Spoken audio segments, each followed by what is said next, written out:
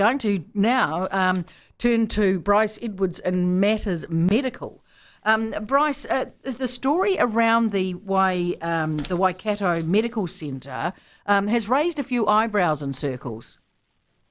Yes, hi Tina. Well, it has. I mean, obviously it's good news in terms of the health system, having greater capacity, training more doctors, and New Zealand does need that. And so I think across the political spectrum, across New Zealand, we can agree that it's good to have more doctors trained because it is something of a crisis at the moment. Our current doctors are ageing quite a lot. A lot of them are going overseas, and so there's predictions that within 8 years we're going to be short of 3,500 doctors, so that's GPs, surgeons, all the different types in hospitals, etc. And so we do actually need to train them, so the government is quite right to want to increase our capacity to do so. It's just a question about whether this is the right way to do it, and if this is the right decision, but also the way that they've gone about making that decision and whether they have done that in a sort of a way that should give confidence to the public. I mean, there's some very sort of stark figures here. So I understand that the PwC report on medical training last year found that the universities of Otago and Auckland said they could train as many as 300 additional doctors annually without government spending hundreds of millions of dollars on new facilities. Yeah. Waikato is proposing to train only 120. Yes, so that really gets to the nub of the issue, which is that we have the two medical schools at the moment in Auckland and Otago. They could be given more resources to train more doctors, and the government has decided against that and decided instead to put those resources into setting up a new medical school. And all the experts that I've seen on this, the cost-benefit analysis I've seen, show that it's much cheaper to just get Auckland University, Otago University to do hundreds of more. Setting up a whole new structure will lead to some duplication. It's going to be more expensive. And so there's a lot of people that are just kind of not just raising their eyebrows, but kind of shaking their heads, thinking this is just a strange way to try and fix the problem, and it will still be a drop in the bucket for the problem. So, yeah, it just does seem quite odd that they've gone with Waikato. So what, as the government, from all of the stuff that you've seen, why is the government saying that they are doing this? Well, I mean, as far as I can see, this is more of a political decision than a health decision. It's been quite a while that the University of Waikato have been advocating to have this, and all universities. It goes back to Stephen Joyce too, doesn't it? It does. And all universities want to expand. They want bigger empires. They want to be more prestigious. And that's their job, to try and, raise their international profile. And so I think Neil Quigley, the Vice-Chancellor, came up with this idea, which, is good for Waikato University. There's no doubt about it. And he hired the former Finance Minister Stephen Joyce, who left politics back in 2018. And earned quite a lot of money in this one on the way through. Yes, well, he set up what is essentially a lobbying firm that did a lot of work for the University of Waikato over about 3 years. I think he was paid $1.1 million for that, and part of that job was to lobby political parties, politicians, to get them in favour of, putting taxpayer dollars into Waikato University. And so it seems that he was quite successful with National, and so the National Party adopted this as one of their policies, and they announced that a few years ago, and they took it to the election, and of course they won. And when they announced that policy, what was quite interesting was that the University of Waikato, I think they donated, or they put forward $5,000 to help National do this policy announcement, to hire a venue and do all the publicity for it. Yep. And so that's kind of unusual in New Zealand, to have a political party being funded by a university to do something.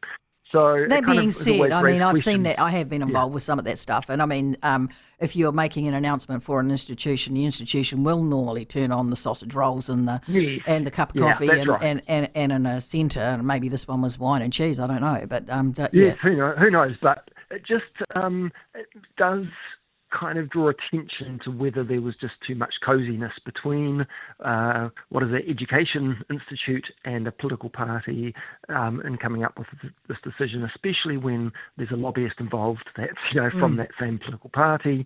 And we found that there were some emails that came out under the Official Information Act, Yep. and they were between, I think it was Shane Reti, who was the health spokesperson at the time, Yep. and Neil Quigley, the Vice Chancellor.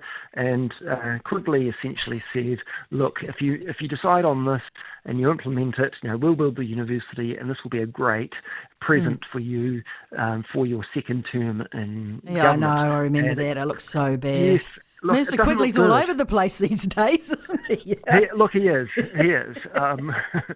And so you just need to have a bit of scrutiny of these things. And, I can't say for sure that the decision is wrong for them to put the money into Waikato University. Well, Treasury seemed to think that it was wrong, and the figures were buggered because they didn't think that they thought they were being very, very optimistic around the amount of money that they were going to be raising through philanthropy. Yes. But Luxon himself has come out very strong on this and said, no, I'm absolutely confident that they have dragged up the amount of money that's likely to come from philanthropic avenues. And so he's like, I'm sweet now because they've lifted the game on that. And so that means there is less onus on the government to come up with some funds. Is that correct? Yes. And look, that's what he's saying, and he might well be right, but no one's willing to sort of back that up with any evidence. Right. So there has been a cost-benefit analysis that's been done that, as far as I'm aware, hasn't been put forward. So we're not seeing the evidence. But what you just mentioned is quite interesting about how originally this was priced to be about $380 million, and that was going to be that it was designed so that the central government would pay $280 million, and the University of Waikato would pay the other $100 million. But instead, what was announced on Monday was a bit different, and it was actually only going to be $83 million from the from the government. Yeah. So they had managed to cut the price down from $280 million to just $83 million. Yeah. And the amount that the university is going to pay has gone up from $100 million to $150 million. So, of course, David Seymour's come out and said, well, that was due to us. We are the ones that sort of negotiated that price down. Right. And I think, kudos to ACT if they've been able to save the taxpayer lots of money. But it's still kind of a bit mysterious about what's happened here. I mean, are we getting a much smaller medical school than was expected, or is this figure really actually realistic, or is there going to be cost blowouts? Because we're seeing a few commentators just say that that's not believable. That even when it was priced at $380 million, they didn't believe that there wouldn't be cost blowouts. But now it's kind of half that price. It's even more magical. So we just need a bit more scrutiny of this, and at the moment it kind of seems a bit opaque, shall we say? Yeah, and I mean the interesting thing is we haven't heard a lot of squealing yet from Auckland or Otago. Or if there has been, I've missed it. No. And I find that that in itself is actually really telling. So have they been in the background? Are they being offered something else, or I mean that's really strange. I've got two theories on this. I've heard two theories on this. The first one is that there's been a sweetener for Auckland and Otago, right, and that they are actually going to be somehow working closely with Waikato, and in a sense, some of the Waikato capacity or operations will now occur in Dunedin and Auckland, and that part hasn't been announced, so it's kind of been a bit of a compromise. That's only speculation, I have to say. That makes a bit more sense. Yeah, but I think it might just be the reality that Auckland and Otago know that once the decision's been made, it's a fait accompli, and there isn't a lot of point in sort of whining about it being wrong if you can, if it's now just certain. You just look like you might have sour grapes. So I think they might have just strategically decided to bite their tongue on this one. Yeah.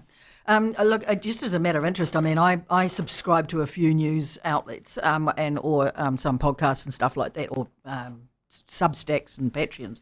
One of them is Matthew Hooton, who's also a very personal friend. Always worth reading. And the other one is Richard Harman. With politics, again, I mean, if you're a student or a lover of politics, those are the two things that David Farrar, of course, are the three things that you've got to have in your basket of information. And Hooton's column on this was absolutely hilarious. And as he is currently in Mongolia as a professor of philosophy, teaching children or students, I think I can actually take a few bits out of his column without him getting to me straight away. But he basically reckons that what is going to come out of this is a whole heap of medical students who'll go to Australia. Because Australia needs them, and Australia pays them so much more. So the average GP salary in Australia is $365,000. Yeah. And so New Zealand, there's no way in New Zealand a GP is going to be paid that amount.